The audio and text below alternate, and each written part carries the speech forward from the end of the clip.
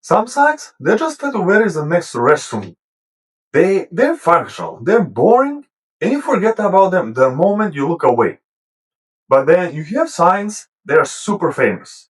They're not signs, they're the environment themselves. They represent something bigger than direction. Today, we take a deep dive in the most famous signs that are out there and see how they're built, why they survive, and their impact on the environment, movie industry. The first thing that you think about is that sign, is the Hollywood. But it didn't start like that. It started actually like a real estate company. It was a real estate advertisement on a hill. The funniest thing about the Hollywood sign is that it was never designed for millions of tourists to take selfies with. If you traveled back to 1923, the original sign didn't even say Hollywood. It read Hollywoodland. Hollywoodland was the name of a brand new upscale real estate development in the rugged hills above Los Angeles. The developers had a simple goal. They wanted to sell the absolute dream of glamorous hillside living. They weren't just selling houses, they were selling status. They were selling the idea of living physically above the grime of the city in a place that felt clean, exciting, and exclusive. So instead of renting a normal, boring billboard by the dirt highway like regular marketers, they decided to spell their name across an entire mountain, which honestly is the most Los Angeles thing you could possibly do. Other cities might put up a tasteful little wooden sign that says, "New homes available." Los Angeles said, "What if we build letters the size of office buildings?" And they were huge. Each of the original 13 letters was about 4 stories tall, cobbled together out of wood, sheet metal, pipes, and wiring. It was basically a giant construction site on an incline. And here's the kicker: it was illuminated. The sign was lit with around 4,000 light bulbs. At night, the words would flash in sections. First, Holly, then wood, then land, then the whole thing at once. It was an early animated sign with no LED walls and no computers. Just a massive mountain, a ridiculous amount of electricity, and a poor maintenance guy named Albert Cota, who had to drive up a dirt path every few days just to change burnt out bulbs. The location was pure marketing genius. Most ads compete at street level. They fight for your attention against traffic lights, trees, and delivery trucks parked exactly where you're trying to look. But this sign owned the entire hillside. It was impossible to ignore, and as the 1920s roared on and the movie industry boomed, the sign slowly stopped representing a neighborhood and started representing the dream of Hollywood itself. The crazy part about this sign, there was a period where this sign almost disappeared. It was in such a bad shape that people think like it just rotten over time. We tend to think of famous landmarks as heavily protected, carefully maintained treasures, but for a long time, the Hollywood sign was a total mess. Because it was built as a temporary promotion, expected to last maybe a year and a half, it was exposed to decades of harsh wind, scorching sun, and rain. By the 1940s, the sign was a disaster. The letter H literally blew over in a windstorm, so for a while, the biggest landmark in Los Angeles proudly read Ollie Woodland. In 1949, the local Chamber of Commerce stepped in to do a massive repair, and during this process, something vital happened. They removed the land. This single decision changed history. Hollywoodland was a housing development, but Hollywood, that was an idea.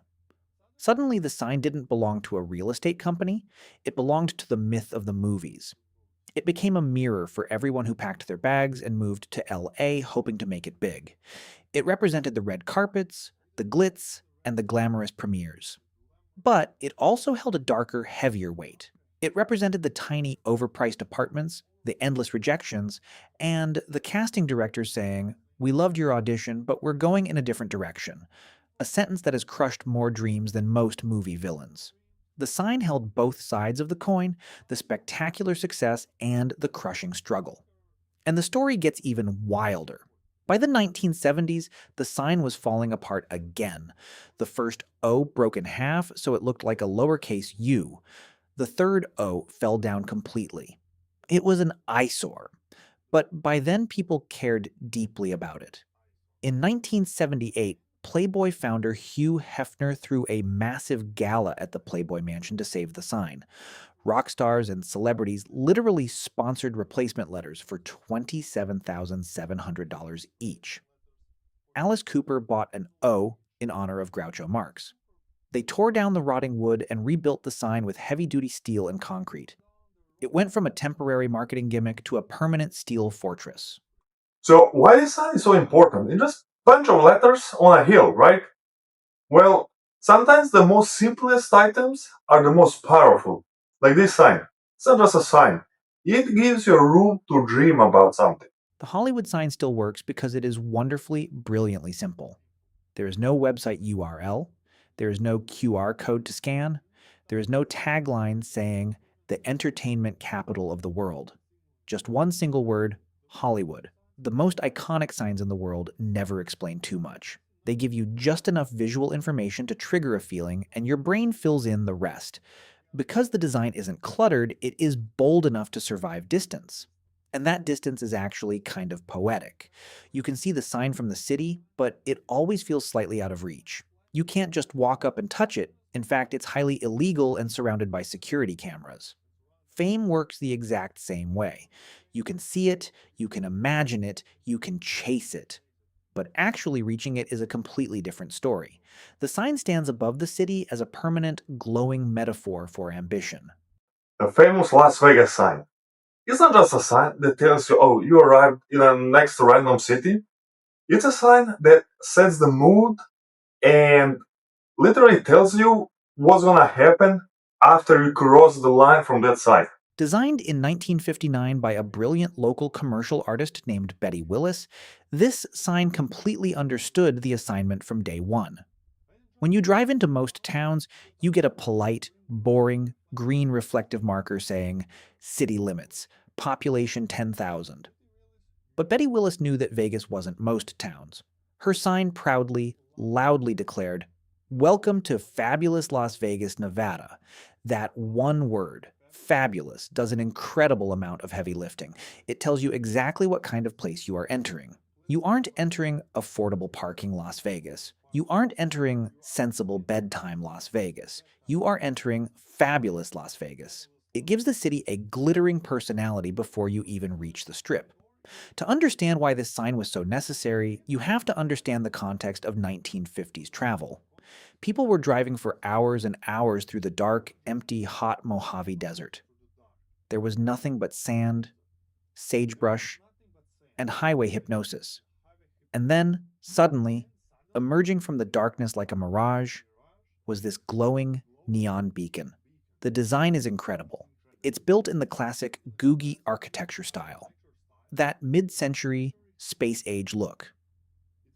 It features a glowing starburst at the top, circles shaped like silver dollar coins to remind you to spend your money, and playful, hand-painted lettering. It doesn't look like a government road sign. It looks like a prop from a theater stage. It creates a definitive, psychological border. Before the sign, you're just on a tired road trip. After the sign, you're in Vegas. This sign is actually Las Vegas in a sign box shape. It's bright, joyful, playful, a little bit dramatic. But you know the crazy part about this sign? Nobody owns the copyright. Here is one of the most fascinating facts in the history of graphic design. Betty Willis never copyrighted the "Welcome to Fabulous Las Vegas" sign. She considered it her gift to the city. Because it was completely in the public domain, any casino, souvenir shop, or promoter could use the image for free. And they did. They plastered it on t-shirts, shot glasses, snow globes, keychains, and postcards. By allowing the image to be copied infinitely, it spread across the globe and became the undisputed universal face of Las Vegas. Imagine if the entrance to Vegas was just a standard highway sign. Nobody is stopping their car to take a picture of a green rectangle. But Betty Willis gave the city a smiling, glowing, neon face. What's truly amazing is that the sign has survived the test of time. As the Las Vegas Strip exploded over the decades, as the hotels grew into massive mega resorts with giant indoor canals and replica Eiffel Towers, and as advertising shifted to blinding 10-story LED video walls, this relatively small mid-century neon sign stayed famous. Why? Because technology ages, but identity lasts. Modern digital signs try to scream 10 things at you at once: a cheap hotel deal, a magician's residency, an all you can eat crab leg buffet, and a nightclub promo. Eventually, your brain just shuts down from the visual noise. But the welcome sign keeps it perfectly simple. It owns one focused message, and it delivers it with total, unwavering confidence.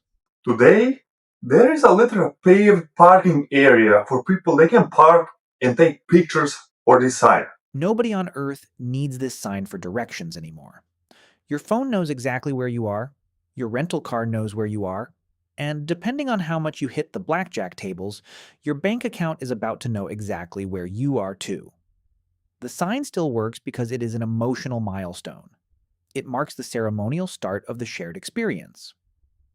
When you stand under those neon lights and post a photo, no caption is needed. Everyone who sees it immediately understands the context.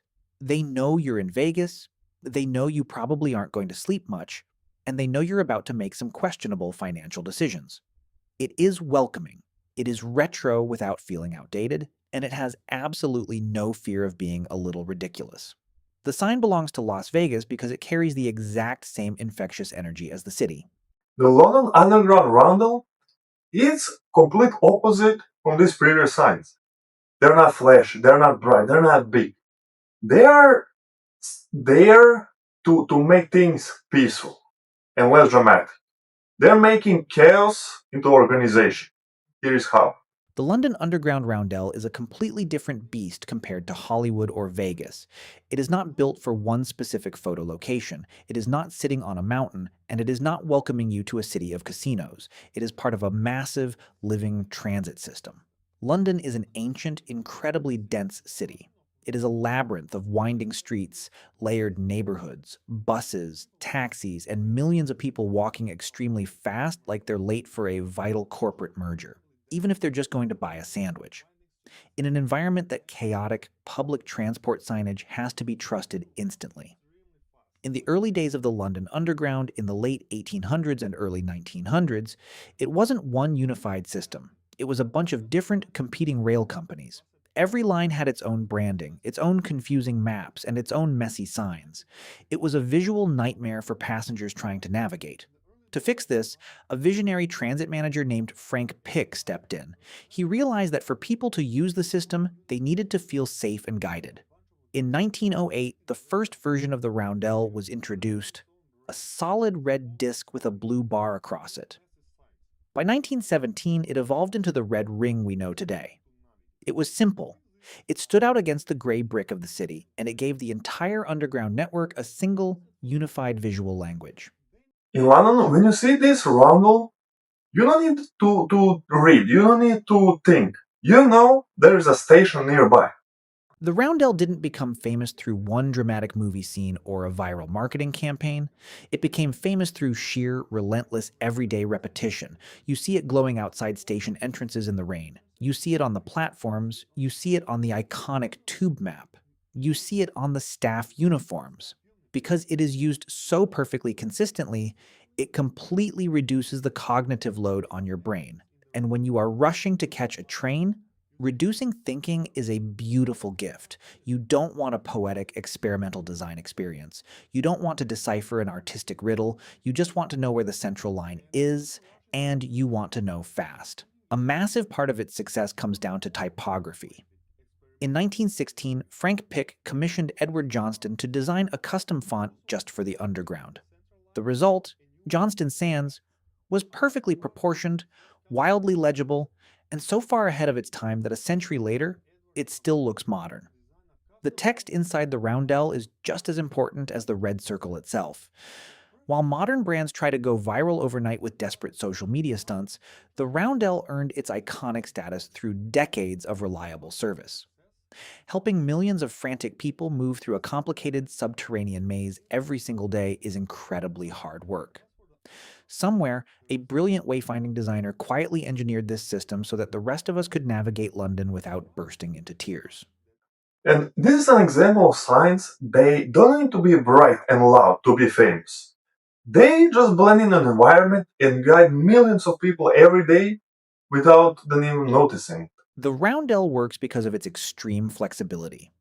A landmark sign like Hollywood is just one giant object, but a transport sign has to work everywhere. It has to look good huge, bolted to the side of a brick building, and it has to look good tiny, printed on a paper ticket.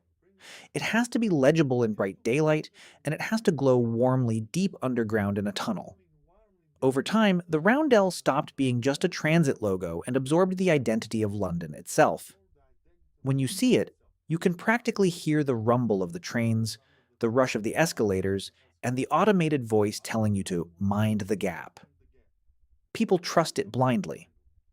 When you are lost in a foreign city, it is pouring rain, and your phone battery is at 2%, seeing that glowing red circle down the street feels like a beacon of absolute safety. Giving people confidence in a complicated environment is the absolute highest compliment a piece of graphic design can ever achieve. This sign is completely opposite from the rest. It's a corporate advertisement for a snack, and it turned into a global phenomenon. Located in Japan, the Glyco sign features a massive, glowing image of an athlete running on a blue track, crossing a finish line with his arms raised high in victory. The sign belongs to Izaki Glico, a massively successful Japanese food company famous for products like Pocky and caramel candies. But over the last century, the sign has become so much bigger than the brand. It sits right in the middle of Dotonbori, Osaka's hyper-energetic, utterly overwhelming entertainment district. If you have never been to Dotonbori, imagine the highest visual energy your brain can comfortably process, and then triple it. It is an absolute sensory overload. The area is famous for kuidare, which roughly translates to eat until you drop. The streets are packed with giant, moving mechanical crabs, massive glowing pufferfish, blinding neon lights, and restaurants visually screaming at you from every possible angle. It is a place where signs compete like they are in a blood sport. And right in the center of that beautiful, delicious chaos, overlooking the canal, is the Glyco Running Man. The very first version of this sign went up in 1935. It was a massive 33-meter tall neon tower that actually flashed in 6 different colors. The runner isn't just arbitrary either. Glyco's original caramel candy was marketed with the incredibly specific fact that one piece contained exactly 15.4 kilocalories, which is the exact amount of energy a person needs to run exactly 300 meters. Hence, the victorious runner. The sign was destroyed during World War II, but the company rebuilt it. The version standing today is actually the 6th generation, updated with highly advanced LED screens. But the core image, the runner, the raised arms, the victory pose, has never changed. This sign is not just there sitting and being static and bored. It's there and invites the community to join on this adventure together. Some signs stand out because they contrast heavily with their environment, but the Glyco sign works because it perfectly matches the hyperactive, joyful rhythm of Osaka. Because the central image is of a victorious human being, it translates instantly across every language barrier on Earth. You don't need to read Japanese to understand the sheer dopamine hit of winning a race. But the smartest thing about the sign, the real reason it became a legendary landmark, is that it gives people something to do. If you go to the Ebisubashi Bridge directly across from the sign, you won't just see people taking pictures of the billboard. You will see thousands of tourists standing on the bridge, throwing their arms up in the air, lifting one leg, and becoming the sign. They participate in it. Most commercial advertisements just sit there begging you to look at them, but the Glyco sign invites you to play along. Long before smartphones and social media existed, this was the ultimate interactive experience. It became the definitive photo spot. If you went to Osaka and didn't take a picture doing the Glyco pose, did you even really go to Osaka? If you put your arms in the air, you're just not giving a free advertisement to the company. You're experiencing the heart of Osaka. In an environment filled with glowing sushi and giant text, the Glyco sign uses a joyful human figure. Humans are biologically hardwired to look at other human shapes. We are drawn to faces, bodies, and gestures. While the other signs in Dotonbori are aggressively trying to sell you something, the Glyco sign feels friendly and celebratory. This perfectly aligns with Osaka's cultural reputation as a fun, food-loving, incredibly warm, and laid-back city. It is one of those rare, magical accidents of branding. A commercial advertisement lived in a spot for so long and brought so much joy to so many people that the city simply adopted it. It crossed the line from a billboard to an official cultural landmark. It doesn't just represent caramel candy anymore. It represents the soul of Osaka. So when you look all these four signs together, there is a few things they have in common. They're not famous because of budget, not because of the size, not of the location. They're famous because of the meaning and message that they send. When you put these four signs side by side, they couldn't be more vastly different from one another. The Hollywood sign is quiet, distant, physically untouchable, and represents the towering ambition of a dream. The Las Vegas sign is flashy, loud, right on the side of the road, and represents the thrill of escape. The underground roundel is practical, deeply structured, and represents safety and trust in a chaotic world. The Glyco sign is vibrant, interactive, and represents pure, uncontained joy and energy. But they all share one critical thing. They evolved completely past their original functional purpose. A normal sign gives you data. A famous sign gives you a feeling. The modern world is cluttered with billions of signs, screens, and billboards that we completely ignore every single day. We walk right past them without a second thought. But every once in a while, through perfect design, genius placement, or just sheer luck and repetition, a sign becomes the emotional anchor of a place. It becomes the exact spot where we stop, pull out a camera, and say, I was here, I made it, I experienced this. And that is the real, lasting power of a great sign. It's not just marking a location on a map, it becomes the location. Thank you for watching. I really hope you enjoyed this video. And if you have something to add or give a feedback, please leave in the comments and I'll be happy to see. Thank you. See you next time.